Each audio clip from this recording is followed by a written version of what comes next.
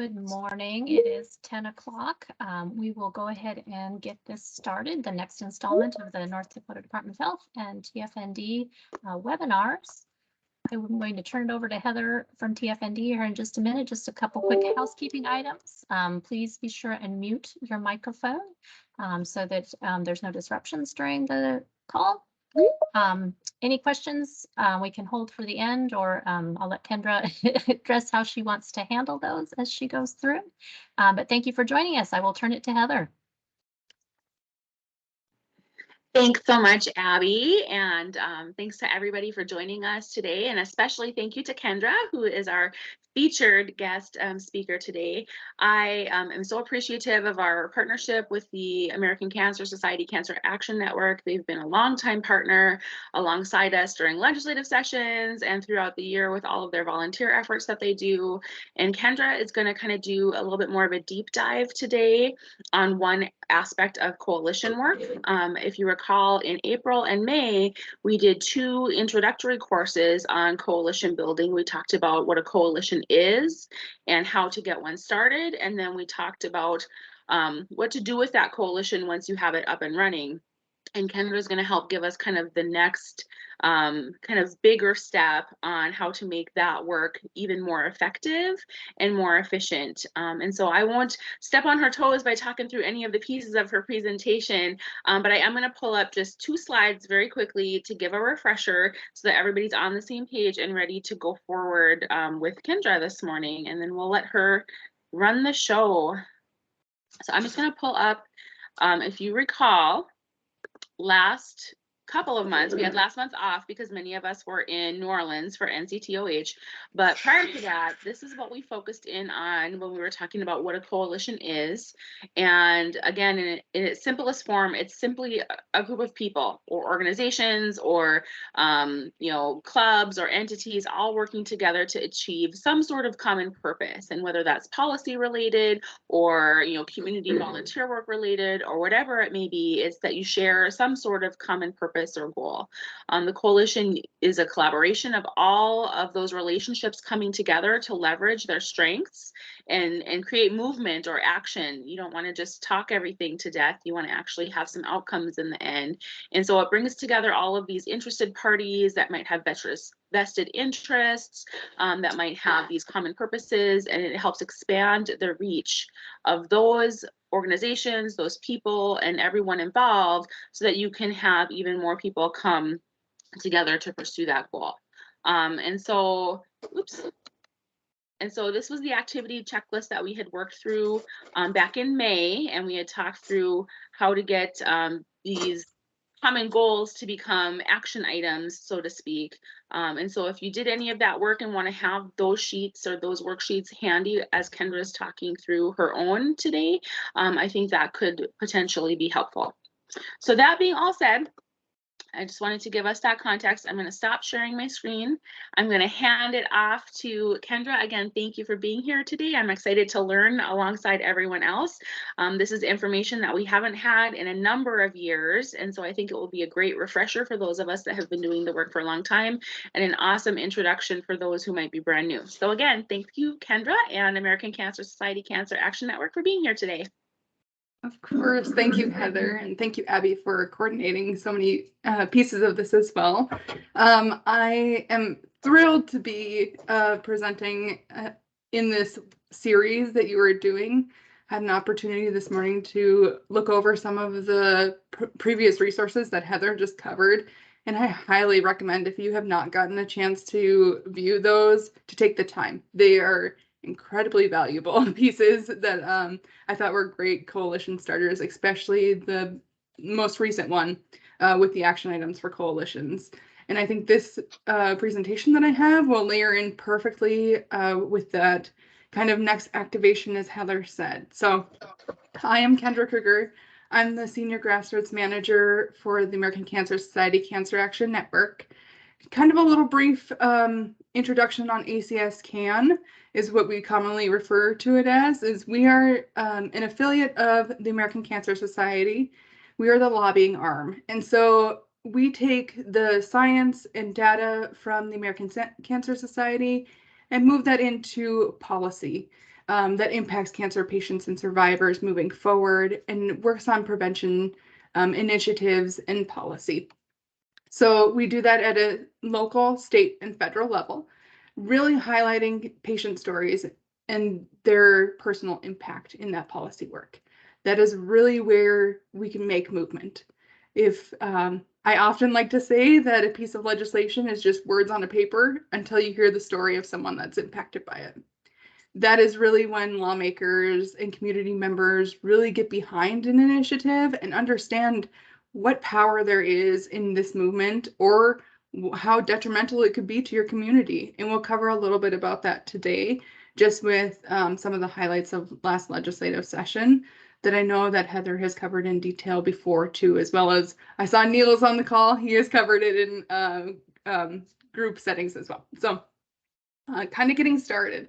So we, as the American Cancer Society, like to do a lot of analytical work in preparation for our legislative sessions and to build those relationships out with lawmakers, because they are so important in order to really, truly make movement happen. And sometimes it's not in our hands. Sometimes we're not the voice that is the particular person that should be having that conversation. But we can use this tool, power analysis, to analyze who are those connectors for us that can really make that impact, and share that we can educate on our stance, and then they can go forward and communicate with others on our behalf and in partnership with us to create a community table for all of us to sit at. So power analysis, let me, okay. Whoop. I'm working in a different setting. Okay, so today we're going to cover a couple of takeaways. So those that have not gotten a chance to work with power analysis before, we're going to just cover some basics. And then we're going to do a reason why power analysis is so important beyond what I've mentioned already. And then the information needed for that method. We're actually going to take some time and work through a power analysis worksheet that Abby so graciously attached to the calendar reminder today. So be sure to pick that up when we have, I put in a little bit of a break just for us to get the materials and get set up and prepared, just a short one. So, and then we'll have, what are the actions together after that. So I also like to, Teams is one of my favorite settings to do meetings in because I love the reactions. So I just want to get us a little familiar with the platform. I'm sure that you've had many calls on here, but if you've been on one of these webinars before, can you go to the reactions and give me a heart?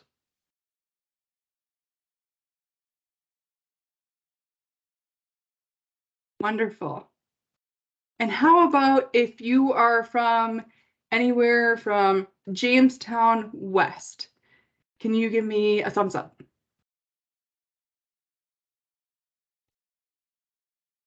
Okay, and if you are from, well, let's say just outside of there, and east, give me, I think there's a laughing emoji. All right, that's my home part of the state. So while I live in Sioux Falls, South Dakota now, I cover both states, and North Dakota is very dear to my heart, as it is my home and where all of my family lives. So thank you all for joining me. I have lived across the state and know many, traveled many miles from east to west. So I'm glad to have you all here today. Speaking of North Dakota itself, it's very rural. All of you know your demographics very well, just covering the communities that you do and the work that you cover. And so there are so many opportunities for you as coalitions to make connections and to really drive policy in your particular area of focus. Many people get a little intimidated at times talking to people that they think aren't going to listen to them, or lawmakers that they think they know everything, like they had this persona, but really they don't. And so every time we come to them, they're looking to us as content experts, and they don't know any different. To be honest, they have so much that they're researching and trying to hold a grasp of that it's just helpful to continue that education process for them. So some power analysis basics. Power analysis is really a tool, an exercise that evaluates who are the connections and who are the decision makers that control moving policy at a community, state, and national level in our direction. So why is it useful? Really, it's useful because power analysis identifies people that are community connectors, is the term that I'll be using a lot. So those that have that direct connection with a decision maker and influence on them. And who can be a person of influence? There's a plethora of people that can be a person of influence. I've listed a few here. Clinic administrators, media reporters, business partners, pastors, family and friends, anyone that they're interested in grabbing a cup of coffee with, honestly, or that they see on a daily basis or make weekly plans for. Some people have that coffee group that they meet with every morning, and that can be your place of influence that you need to engage with and, buy them around a coffee or whatnot. But really, it's who else? Who else do you think could be people of influence within your community? If you want to drop in the chat just who you think could be that's not listed on this, those people that would, have a connection to a decision maker. Wait a moment.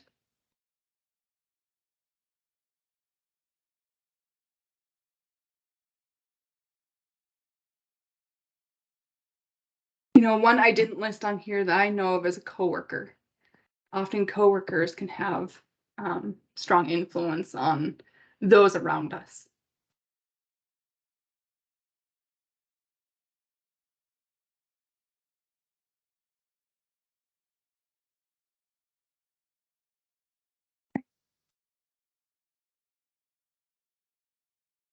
Well, that's not the one. Let's try this again.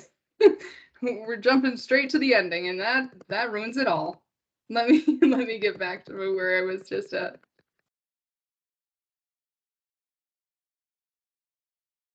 So sorry about that. Okay. You're just giving us a tease of what's to come, Kendra. It's all good. A tease of all the wonderful photographs that I have of North Dakota. So, yes. So we'll go on. So some of the influencers also that I've, these are great ones, Heather, teachers, school officials, student group leaders, sports clubs. That's one that I hadn't thought of, but is an excellent, especially as we're talking about tobacco prevention and youth, health and readiness in preparation for their journeys in life. Like, I think that is definitely a group that is so important to engage with. Some of you might come from communities that have our largest employers in North Dakota. Sanford Health, Walmart, Altru, CHI, both of the major state universities. I know that there's a plethora of them, and all of them are equally important, as I came from Valley City State University, so that go Vikings, I'll throw that out there. But there's always connections to be made in the communities for your largest employers. Also, the health access. Who are your clinics within the community? Who are the major players that also have connections to your community that can be a collaborative voice and represent who they are seeing in day-to-day and that impact on tobacco? We also have the top health community needs. These are really, communities that have some sort of clinic or some sort of health presence. And those are great community connectors because they have storytellers. They are people that see people every day that are impacted by tobacco prevention, the smoke-free law, and that might not have, at the time that they were a youth, had that freedom to breathe fresh air and were influenced to start tobacco products. And so having those people share their stories is so impactful, and these are great community connectors to find those individuals. Media markets. This is one of my favorite slides because I always forget about all the wonderful small town papers that we get. I still get my Castleton Reporter here. And so hearing about what's happening locally is so important. I know that lawmakers read those continually and other decision makers. And so having a presence and a relationship with your media connections is so important. Whether it is a traditional column that you have, or if it's a reporter that has a really good connection with a lawmaker and writes highly about them, that they can kind of be that point of contact between you two, it's so important. And there are many, many weekly papers, and that can be very relevant information. It doesn't have to be the big dailies, or now in, you know, they're web dailies, I should say. Now many of them have moved to just a couple of times of printing per week, but it doesn't have to be just those. It can be that online newspaper that continually updates into the dailies. So who has influence on you? Just think for a moment, reflect for a moment. Who makes your decisions, not necessarily your decisions directly, but who influences your decisions? For me, it's my family. Coworkers have a strong pull and influence on me. Other community partners that I'm a part of, or coalition leads, they all have an influence on me. So who else has an influence on you? Can you enter some in the chat? I'd love to see who comes to mind for you.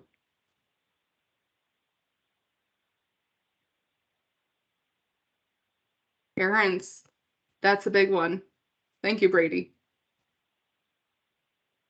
Yeah. Healthcare professionals, yes, that guidance and that clear direction from healthcare professionals. Thank you. Any others?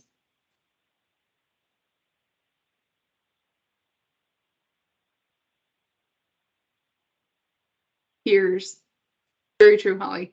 Yeah, might not be direct coworkers, but people within your relation of work that really make a difference, or similar demographics, people that are in the same phase of life as you, as fellow parents or classmates that you might still have contact with.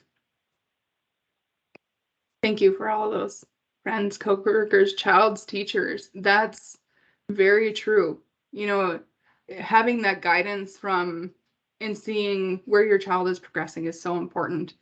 And hearing the health aspect in influence in that can be really a great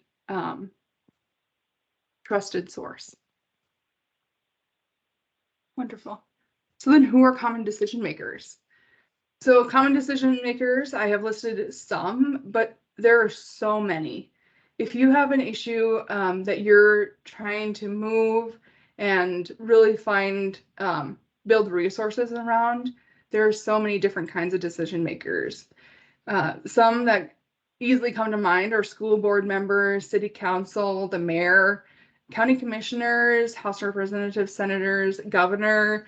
It goes from very local to very large in the impact of who can be a decision maker. And it can be as nuanced as the person that's creating the policy, writing the policy, or the person that's implementing it. Because if they're not on board with being having that piece of legislation influenced in their, that it comes down to them as a result, then we've missed a step. Then you can get a lot of resistance without seeing who's going to be fulfilling that kind of piece that we're working on. So I know that you've covered this before, but just wanted to remind you all. I know that with this group, often there's just hesitation around, well, I get funding in a certain way, I can't do lobbying. But lobbying is one area of educating lawmakers more directly. But there is such a wide span of opportunity to educate. as I said, lawmakers are not content experts in all areas that they cover. And so really you are. And so being able to clearly provide data and just prompt them that, you're aware that they might cover this issue during legislative session and you want them to be at the forefront of understanding where this policy or where the data lies in their communities, I think is a great start to get ahead of the legislative session compared to in the moment where we're trying to fight the battle and then it feels like it is pulling them one direction or the other. I think also, inviting decision makers to education sessions, just not with, as you do with your community, you host different webinars and community sessions for people that are interested in sensation products or different programs, like invite them as well. Invite decision makers. They might not directly benefit from that program, but they can see who in their community does and hear those direct stories of why does this work make an impact in their community.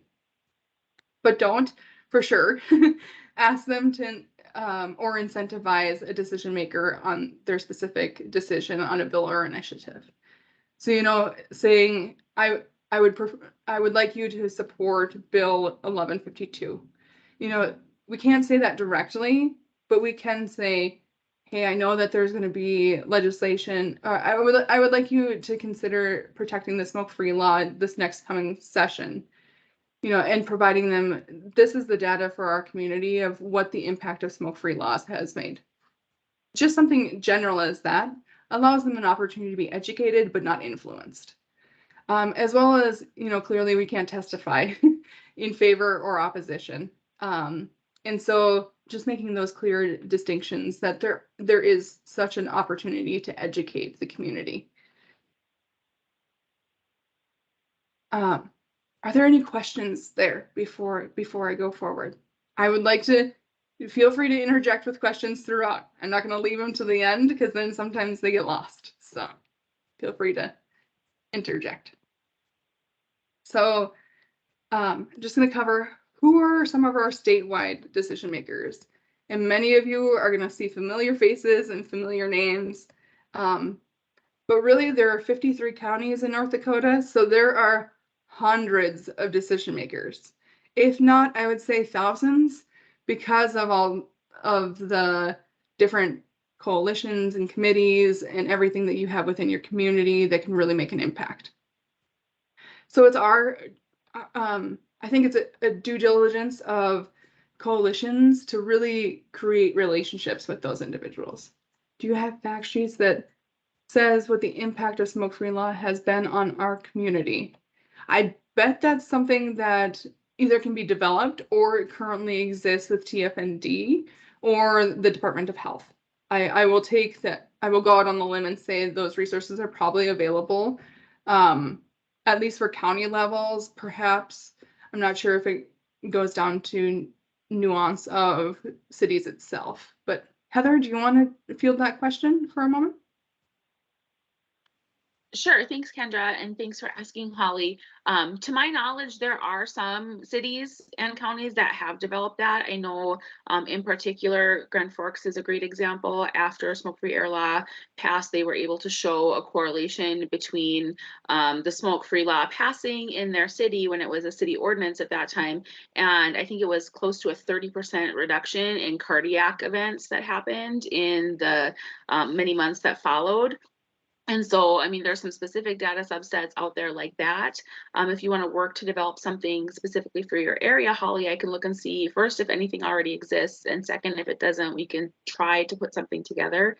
But that would be work that we would rely pretty heavily on you all in the local areas to help us do, because we simply won't have the time to do deep dives into every city or every county prior to session at this point.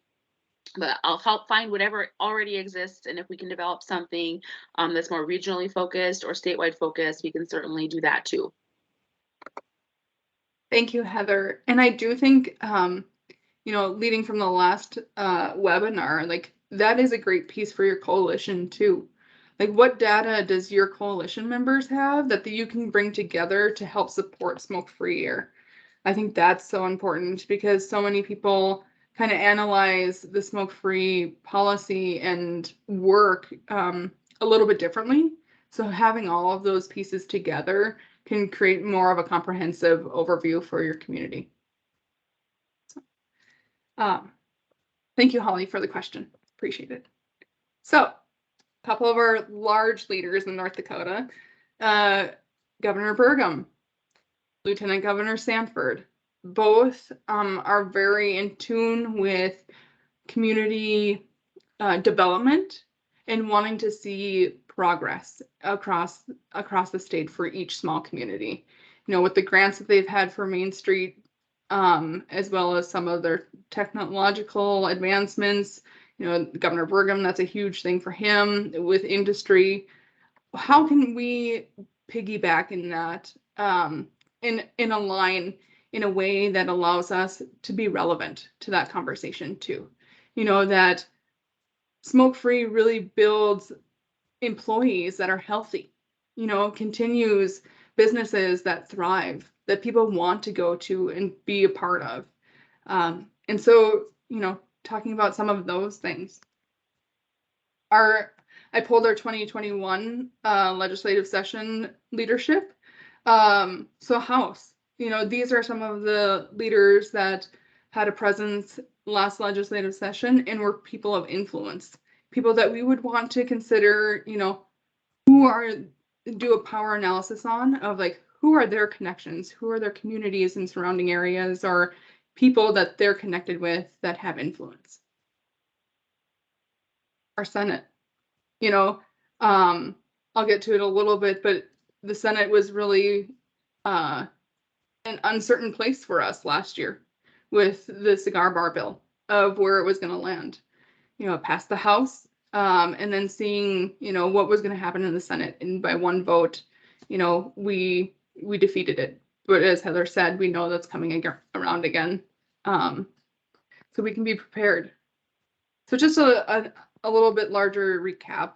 I know there's lots of words, so I'll just briefly cover it, and I'll provide slides at the end so everyone can read through it as they wish. But you know, the smoke-free law, we collectively work together to protect that in many ways for all restaurants, bars, casinos, and non-hospitality workers at state and local levels as an organization, especially with the coalition right in North Dakota working on the smoke-free law. And then tobacco prevention funding. Luckily, we saw an increase in that last year, last biennium, which is wonderful. And that's just a testament to how well you guys are doing in your communities to educate individuals and also prepare legislators to know what needs are there and what changes can be made still. So just a quicker recap of the 2021 of some positives and negatives. But almost one of the positives to me is a negative, but it shows as a positive. So positive being we protected tobacco prevention funding and cessation funding. Negative is that the cigar bar bill passed in the House. A crucial place for us to have a conversation this coming session and get ahead of what might be around the corner. A positive, yet the negative close to, for me, is that one vote, that Senate vote on the cigar bar bill of a 24 to 23. A single person's decision could flip that. And that is very close. That is too close for comfort for many, and became a bit nail-biting as I watched that vote happen online. And then protected preemption. There's a lot of opportunities, I think, locally, and the smoke-free law itself started locally. Minot was the catalyst of smoke-free communities, and yet that's also where the cigar bar bill originated. And so having preemption gives us the opportunity to have more localized conversations, and those decision makers have a little bit more power of influence compared to just at a state level. So I think it's always mindful or good to be mindful of the opportunities that preemption have, because not all states have that currently, and rather make decisions only at a state level. So who voted in favor of the cigar bar bill? Do any of you know if your lawmakers voted yes on the cigar bar bill? I'll wait for a moment for responses.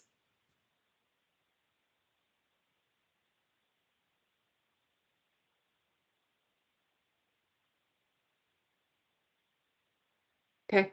There's no shame in it, by the way. I should add that. It's good education, or good for you to know of whom that might be. So Sharon, thank you for sharing that. Yes, you had one or maybe multiple lawmakers that voted in favor of it. So looking at that House leadership, the gold stars are people that voted no, red dots are yeses. So these are people of influence at the highest level that made their choice based on the educational resources that they had and voted in favor or against. While we know that some might not be back this next legislative session, that also gives us opportunity to talk to new people and get ahead of that opportunity to educate them. For the Senate, that close vote, you know, a lot of the leadership did vote no, but that their whole party did not. And so there's certainly opportunities for us to really address who is why, even have a conversation about why they voted in that direction, and seeing what angles we can make those connections for to influence them. The biggest slide of all, the sponsors of the cigar bar bill. Dan Ruby and Ole Larson from the Minot area were both sponsors of the cigar bar bill. And this is the entire list of yes votes. So do any of you recognize names on there from your community? I think many of them are in diverse locations across North Dakota. It's not concentrated to just one side of the state or one area, but we all have an opportunity to educate and influence moving forward to this next legislative session. And I'll just pause here for a moment, just read through those names. I want to give a breath of time for you to think about. Do you identify these people for your community? If so, jot them down, because I think that's going to be helpful in the exercise that we do. I would love for you to then pull one of these people and do our first power analysis around that. And I can come back to this slide later too, if that's helpful.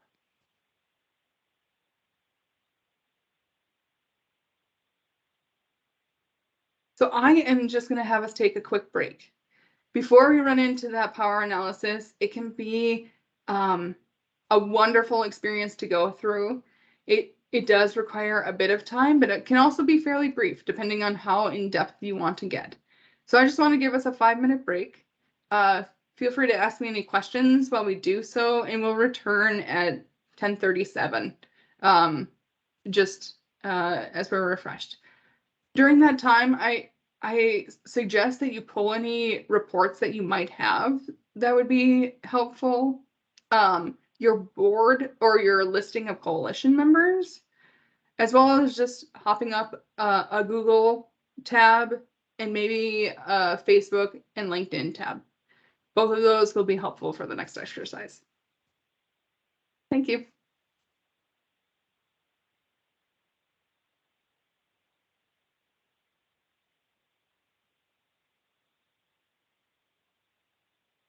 We just mentioned that sheet that Kendra's referencing was attached to the calendar invite that I sent out this morning. If somebody's having trouble accessing that, you can always send me an email and I'll make sure and forward you a copy. So enjoy your break.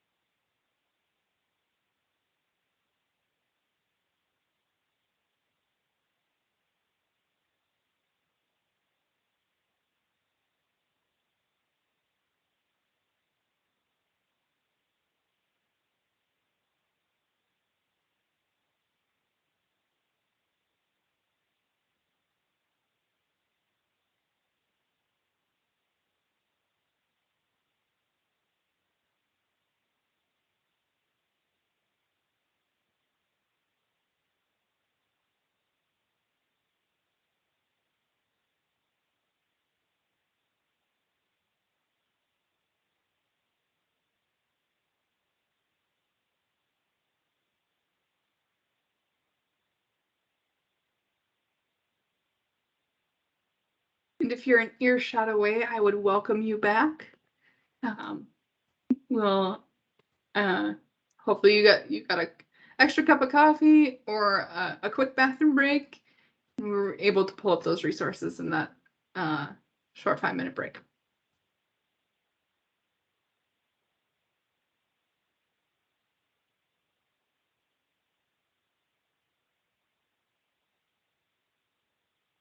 So when you return, if I could get a thumbs up, that would be awesome. Then I'll know there's a good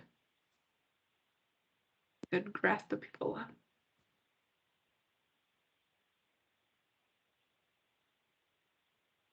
Awesome. Love to see those reactions.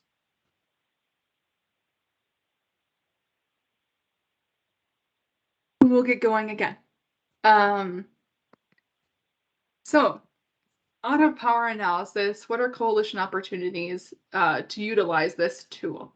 I think coalitions have a strong presence as you build them out to come from different areas of the community that can really make an impact and have connections beyond just your offices or just beyond your meetings. So this is the new legislative map or proposed legislative map that I found on the North Dakota website, legislative website. So there are many districts and many opportunities for us to find connections to move our policies forward. And again, it can be at a local level, it could be just a pocket of the community that you need to have influence around, but knowing the different phases and different steps of influence for individuals can really make an impact and help solidify your work in a meaningful way moving forward. So coalition opportunities, for me, it's 4 things. It's research, connect, invite, and educate. These are 4 steps that can really help prepare you to have meaningful interactions with community decision makers or statewide decision makers. So researching decision makers during the power analysis tool sees what networks they have themselves, connect, building those relationships to those connectors of like that web map of people that they might have relationships with, and then that next phase of inviting them in and educating them. So join me for one of your first, hopefully, your power analysis activities. Can I get a hands up if anyone's done power analysis before? I'd love to know. I know I was in the room when it happened, no pun intended with Hamilton, back almost 5 years ago, I think it was, when we were in person in Bismarck doing power analysis. So wonderful. So there are some people that have relevant experience with this. I'm glad to know that. So hopefully this is still a good refresher for you, and you can ask questions or give suggestions in how this tool has been helpful for you too throughout this process. Power analysis tool itself. So the top goals of power analysis are really to identify close networks, to discover priority issues for that decision maker that might be in relation to our priority issues, and then identifying campaign donors and district demographics. These can all be found in multiple ways. So I'm going to go through just some of the resources that are sort of used.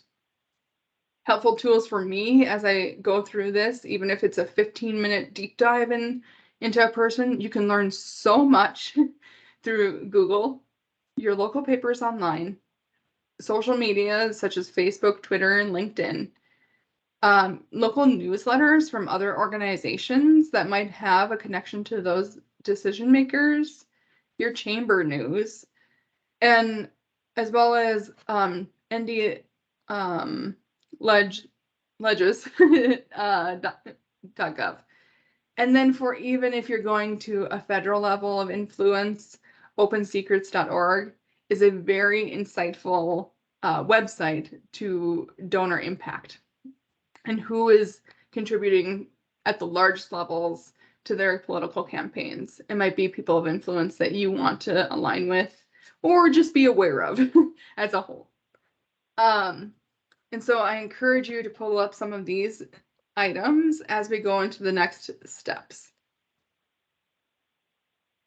So everyone on your worksheet, first identify who you're going to cover. I had that list of yes votes. That's a great resource to look from or decide from. And if anyone wants me to go back, I can do so. It should. I'm getting a little bit of head nods. Maybe I'll go back to that list just so that we have wasn't too far. There we go. Identify one of those people on your list. And maybe and it doesn't matter whether it's House or Senate. And why don't you pop into the chat who you're covering?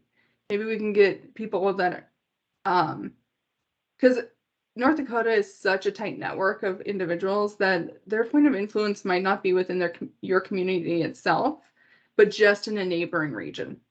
So having those partnerships are also influential too.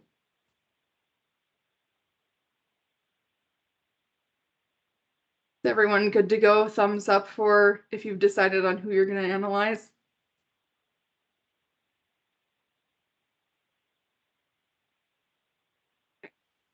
Go forward.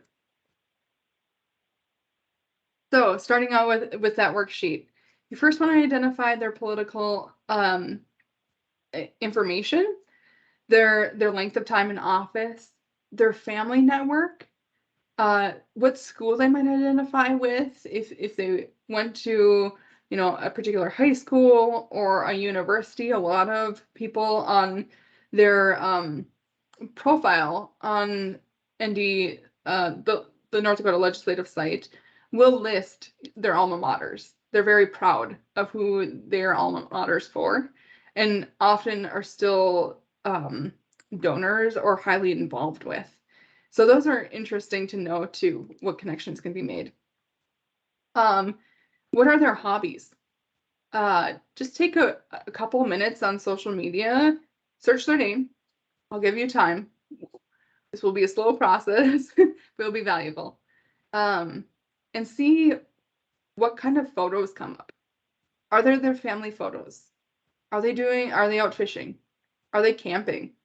Are they at a community event?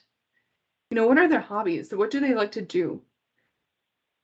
Also, what boards do they serve on? That legislative site as well. I think it has such great, rich information listed for everyone of different boards that they serve on, different organizations that they're a part of, and their faith community too. A lot of people will list if they're a member of the church, if they have been on the church board. Those can be very insightful pieces, as well as civic group affiliations. Some have listed they've won an award, that they've been a Rotarian for 15 years, or that they've, received a big Lions award. Those are points and items that you'll want to pick up on because someone gave them that award. Someone nominated them for that award. And those are relationships that they have that are strong and that they continue to go back to.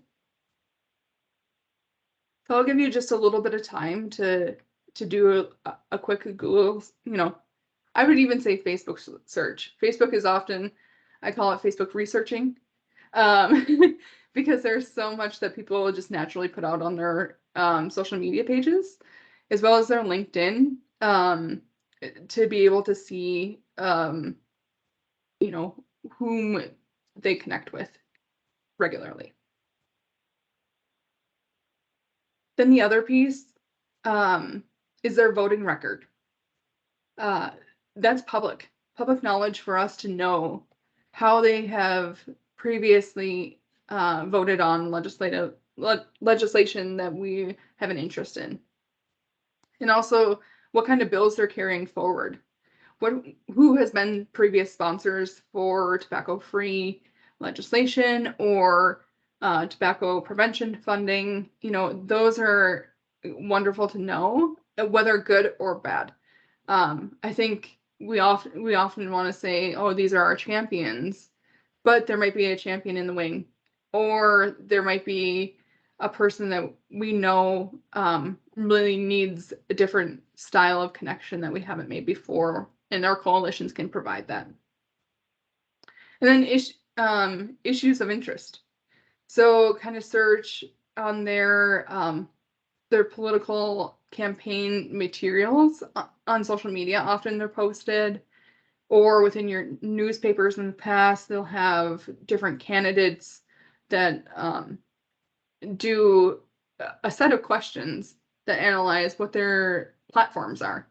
And those are really relevant to document and kind of review because it can provide a lot of insight to where their mind is when they go into legislative session and what priorities they are seeing a need for in their community. So just take a moment and do a quick search. Give a little time. And if anyone finds anything interesting that they didn't expect on someone, pop that in the chat.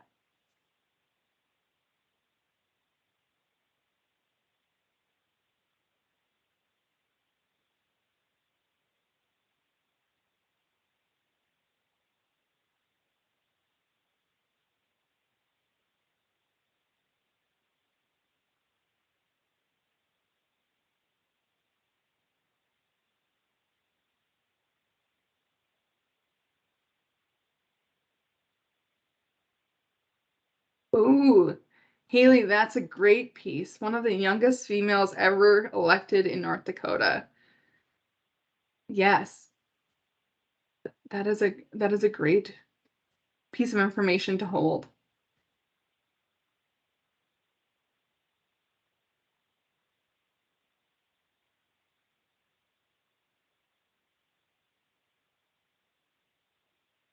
And within that, I bet that there are mentors that influenced her to run. People that have been long-standing supporters of hers that would be good people to connect with.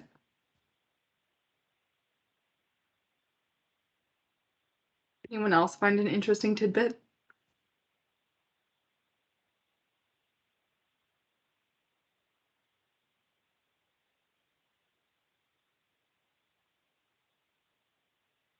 You know, when also looking at family, yes, our mutual friends on Facebook, people I've never would have expected. That, Holly, that's wonderful. Yes, it's surprising just to see the connections that can be made. You know, LinkedIn is so good for that, but Facebook is so prevalent. A lot of people still have that available for people to see who their friends are and who their connections are.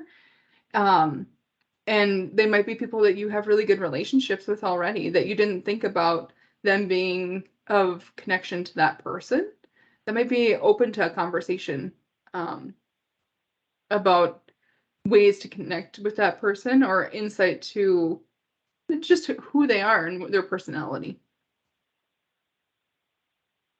For me, the family piece is always incredibly interesting because for us, cancer is so prevalent and everyone has a cancer connection.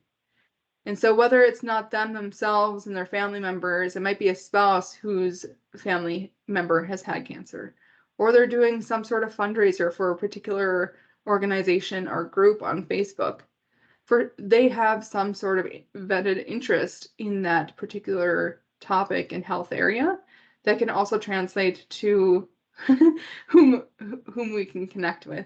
10 children, that's a big find. That's a huge network of opportunity. That's a lot to manage. I'm sure that they have lived a full life with that experience, but think of those are 10 people that you can connect with or have potential connection with, and even beyond that, if they have spouses, what their employer might be, or organizations they might be a part of that can build those bridges. I love the use of emojis too, Chelsea. The next layer, committee assignments. What committees are they on? What are their priority areas of focus during legislative session? What are they researching and looking at? I think this is also very important when people are on like the taxation committee or, like something to do with finance. You can kind of think of how their mind processes different pieces during legislative session and how we might be able to align our messaging or people, personal contacts with that sort of alignment. I think top donors, as I mentioned, it's so easy to see at a federal level who their top donors are, but maybe at a community level, just kind of whom might be supporting legislative initiatives or who might be supporting those lawmakers in their campaigns.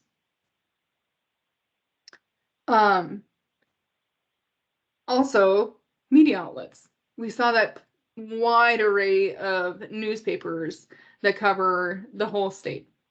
The little local community ones to the larger regional ones. And then there's also, TV and radio. I didn't even touch on those. So there are so many ways that they can hear about your work, and people that cover decision makers' final decisions and publication of that you can align with to see if there's a connection point there. And cancer and tobacco connections. As I mentioned, I like to see if there's any relevant posts of their family or themselves on social media that has some sort of connection to the work that you're doing. That makes it so simple to open up that conversation, not in a I've been searching on you kind of way, but really, you can ask an open-ended question of, do you know of, like, have you been influenced by anyone, or like, do you have any relations with anyone with a cancer connection, or what do you know about the prevalence of tobacco in our community? Do you know anyone that's had a tobacco addiction in the past? I just open-ended questions like that can really start spurring more of a conversation, and they can see their perspective on those issues without even having to educate or influence right away. And it can kind of open the door a little bit. So do we have a wide variety of committee assignments out of the people that you're researching, or have you thought about how that committee can impact this particular work?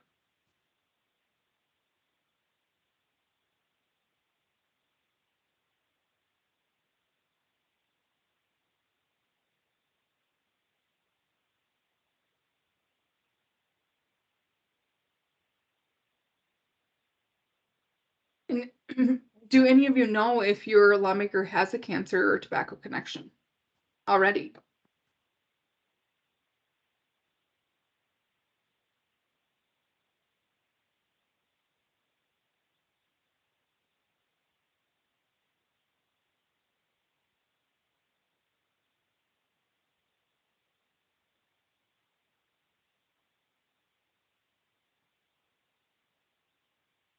And then contact area focus. So within there, after you've kind of talked about some of those pieces, again, the North Dakota Legislative website has wonderful contact information. Not all states provide that. And while this particular worksheet has more of a district focus for people that actually have offices for their lawmakers, clearly we all know that they're it's a volunteer legislature with some compensation. And so they are home-based.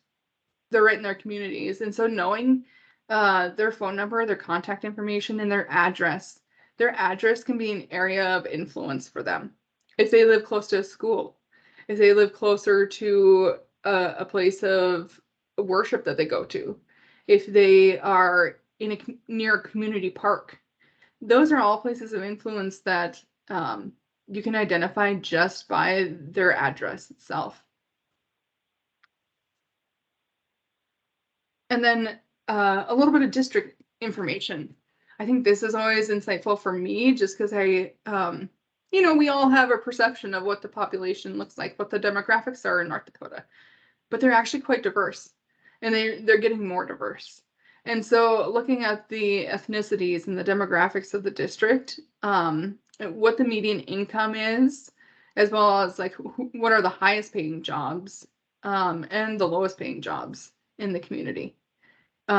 Both are impacted, in different ways by health policy, the age breakdown, and the major cities in your district, as well as towns. So all of those pieces can really provide you whom is the general person that is in the community, or who are the highest and lowest factors that you want to also have connections and relationships with, and voices to share the perspective of this policy impact. And then media outlets. Again, back to media. It seems like something that is so prevalent. We're on Facebook, we look at the news every day, but really that lawmakers and decision makers are also looking at the news every day. So having content and connections is so important.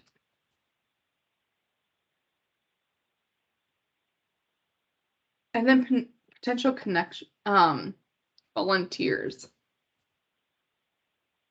So I want to give some time for this. I think this is incredibly important, to just take a couple minutes here and jot down your initial thoughts of leadership volunteers in your district or in your community.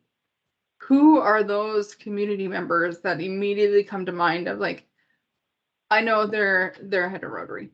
I know that they're the lead for Lions. I know that they lead Relay for Life in my community. Or the head of the PTA. Like, just think of, I know that there's 4 spots there, but this worksheet is incredibly adaptable, or it's not quite as intuitive as a Word document, but I think there's so many people that we can start listing. So who are you thinking of when you think of leadership volunteers in your community? Drop them in the chat, as they might spur other ideas for other people too.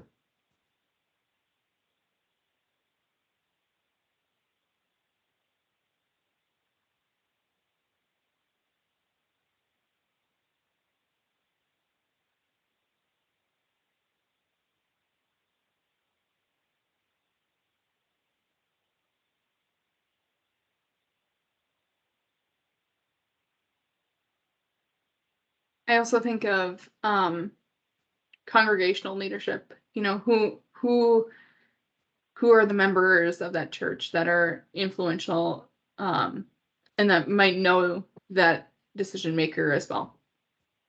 That are a business owner that we'll get into that too, but I think of also youth volunteers.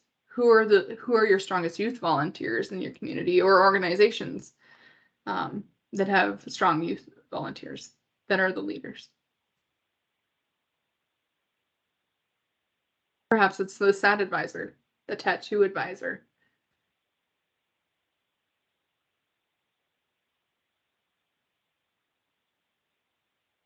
And then ambassadors and grass tops.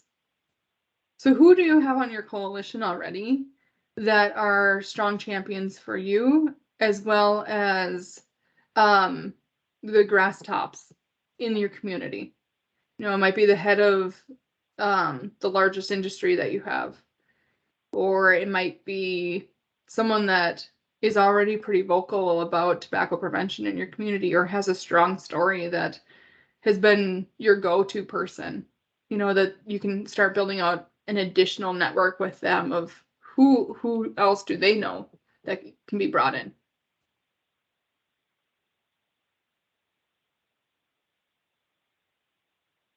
Give you a little bit of time just to jot down some names. And this is really a living, working document. We do these at the start of legislative session, mid-fall, fall, once we know who our legislators are going to be. And then, downtown association, Chelsea, that's a great one. Yes, your chamber leadership and downtown association, economic development. Those are all people that are good grass tops to be connected with. But yes, these documents are living, and you can go back to and update as you think through the process of like, oh yes, that person would be wonderful. It's a great place to document. Tobacco prevention events. What tobacco prevention events do you have coming up? What annual events do you have in their community? I think just having that list, we're always in the mindset of preparing for those, but it's so helpful to also think of, are those targeted events in their communities? Are there events that we haven't sent an invitation to them for that they can be invited to? And who is the staff leader for that? I know that there's many small departments here, but maybe there's another staff partner that can also send the invitation as a fresh name, as another connection point. And then your healthcare systems and cancer centers. Who are the physicians that live in your area that would be interested in tobacco prevention? Youth prevention, that really see those clientele day in and day out, that have those stories and that can make those connections for you too.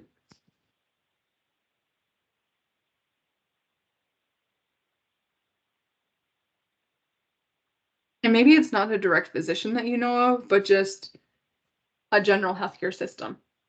I think starting there, who you can get connected with. The communications individuals of each of the healthcare systems are great people to build relationships with. They know a lot of the ins and outs of what's happening in the healthcare system, because they're presenting that to the general community and are well-spoken individuals. And then your top 10 employers. Think about their company names, finding their websites and looking at what their missions are, and if they have any public-facing like health initiatives for their employees. Some will have portals that you can see, that as they're recruiting new individuals, that health is a priority, that they have good benefits, that they support, a smoke-free workspace.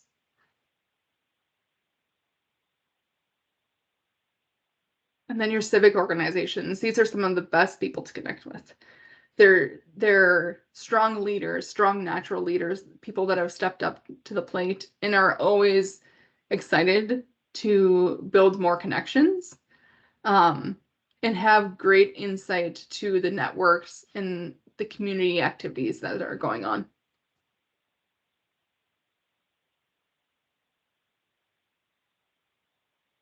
And then getting back to events. What are some major events that are on the community calendar? Chamber usually lists a large number of community events. Your tourism department might have a list of major events, as well as Facebook itself. If you look in your area, what's going on over the next month? Because we all know that decision makers like to talk, and especially when they're in candidacy mode, like to see other people and they like to talk to other people. And so being of that, just in that space, and having the opportunity, I know I've heard stories of people knowing that they're going to be at the county fair and being around just the area that they might walk through, or if they have a meet and greet, that they're doing. Or if they are really into 4-H and supporting that, and they might go to the 4-H livestock auction. Like, people will go there and spur up a conversation. They're just not natural places that we would think of, but they're so organic to them, that we can also have an influence with. One of our volunteers, when we were doing power analysis, identified, oh, my lawmaker runs on the bike trail every Monday, Wednesday, and Thursday mornings. Well, what if you happen to be on the bike trail? What if you happen to wish them a good morning and ask them just, how are they doing, and how is that, what's their perspective on the community currently? Like, what are their issues that they're seeing, and how we can then have conversations around that. And then health equity related information. I think as we want to move into a space of being incredibly inclusive and knowing that the impact of tobacco is targeted a lot to LGBTQI plus communities, people of color, rural individuals, that having that information is power for us to hold, and for us to also bring to the forefront in that conversation.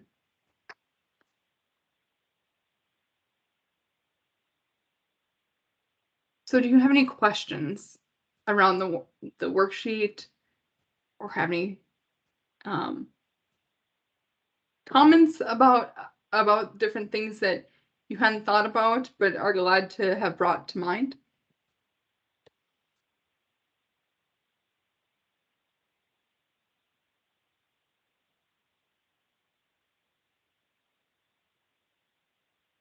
Okay. So really, over the last 15, 20 minutes, you have a whole list of potential contacts.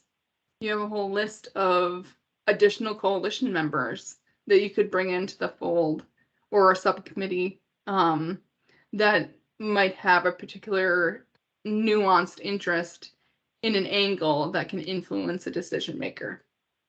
So taking that power analysis to the next step of connections, invitations, and education, with that action piece for all of you. So this worksheet can be done with just primary leadership of a coalition, or you can, divide and conquer in many ways. I provide this worksheet to our volunteers, have them research the individuals in their community, and then bring it back to me. And so we can all collectively have a conversation about, okay, what are the next steps for those connection points? And I think that is true, like identifying those connectors, whom we want to bring to the table out of that listing. Then invite them to the table. Invite them to have some buy-in to what you're talking about, to being a champion for you for this issue. And then hosting an education session for the decision maker, with the invitation coming from that connection point. Often they might pass over a continual contact, but if there's a variety of people embracing the conversation and they see that this can be of influence to their community, they'll have a little more presence and a little more interest. So now the power is in your hands to really make the difference in making those connections, to ultimately influence decision makers, to make a wider and healthier impact. So, are there any questions?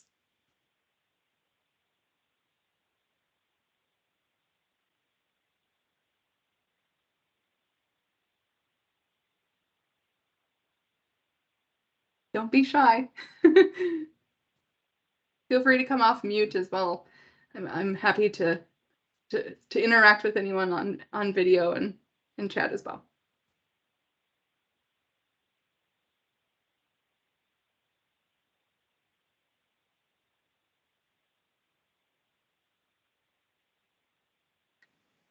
Okay, well, if there's no questions, I did want to provide my contact information in one of my favorite North Dakota photos that I've taken. So again, I'm Kendra Krueger, the ACS CAN Grassroots Manager for North Dakota. And my contact information is here. Feel free to reach out to me. If you would also like me to present to a coalition, please feel free to contact me if you want me to help lead through this process as well. But I know this resource has been recorded and will be posted on TFND's website for all of you to share as well. Thank you so much for today.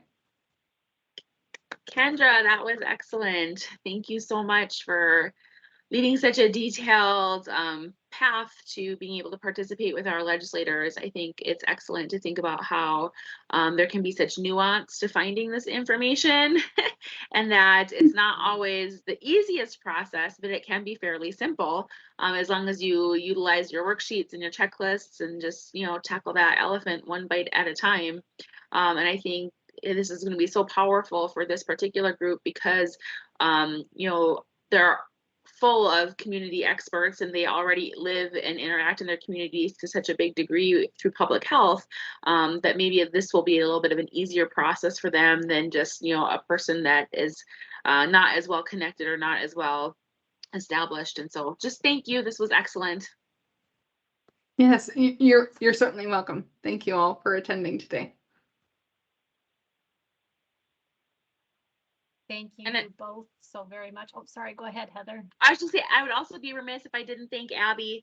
Abby, thanks for hosting today and for being our super valued Department of Health ambassador and partner. We just appreciate having you provide the backbone for these webinars. And so thank you, Abby, and Department of Health friend. You're welcome. Thank you all for joining today. Thank you especially to our partner Kendra for giving us this great information. It has been several years since we've had ACS CAN present this, so this was a great refresher. And hopefully that'll help you give you some food for thought and some activities to think of going into this legislative session. I know we have a lot of education and advocacy that can be done around our main points in the smoke-free law and things. So yes, any questions or concerns, please let me know. Kendra's contact her there, and that's an amazing opportunity for coalitions to access her skills. So thank you so much for that. Have a great afternoon.